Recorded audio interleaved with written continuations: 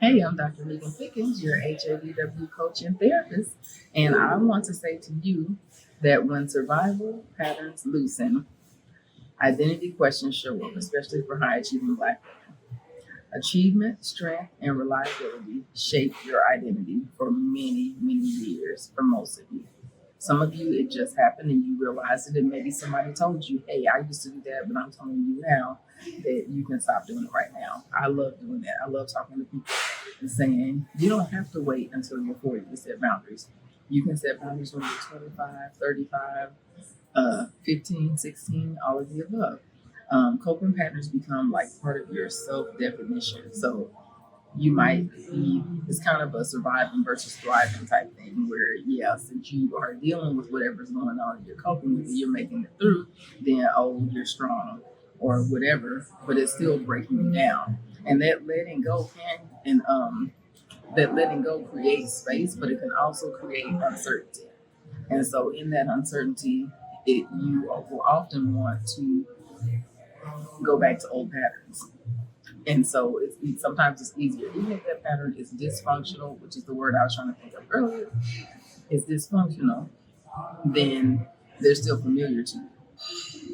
Sometimes people will say, like, why does this person stay with this person? Or why do they keep working at this place? Well, even though it's dysfunctional, it's comfortable, it's understood, it's known that you know how to operate there. And actually, a lot of people may feel disoriented with an unfamiliar pattern, and so they don't want to change anything. It's because it can trigger a fear of losing momentum or your worth. Because you think, okay, well, if I don't do it, if I just don't cope, I don't just deal with it, then the person is going to stop talking to me. And I'm going to be honest with you, that might happen. But if that does happen, it's likely that it needed to. I know that's a really hard one to hear, but it's so very true. If every relationship is one-sided and only works if you keep giving and sacrificing what you need, then it's really not the greatest relationship. And so some of that uncertainty can lead to regression, where you go back to, as I said, the same behavior that you did before that made things more comfortable and made other people happy. But what that really means is that you're no longer in pure survival mode. You are starting to do something that is helpful for you and not just for everybody else.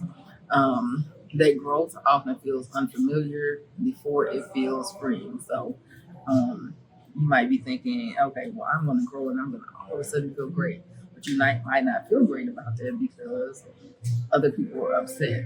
You're not playing your role. And so you feel like this is not going to go well, or everybody's going to cut me out. But when I tell you that setting boundaries often builds respect, and it does make people treat you better, and it also makes you feel better. It makes you feel stronger. You feel more confident. And once you set that first boundary, it'll feel good to you, and you'll keep going with it. You're going to learn who you are beyond just coping, beyond somebody who's always giving or just putting up with stuff or not putting themselves first. Your identity expansion can feel uncomfortable before it feels grounded. So it might feel super unfamiliar. It might feel uncomfortable. You might feel guilty. You might even feel angry because then you're realizing that these relationships have only worked because you've been and you gave up parts of yourself.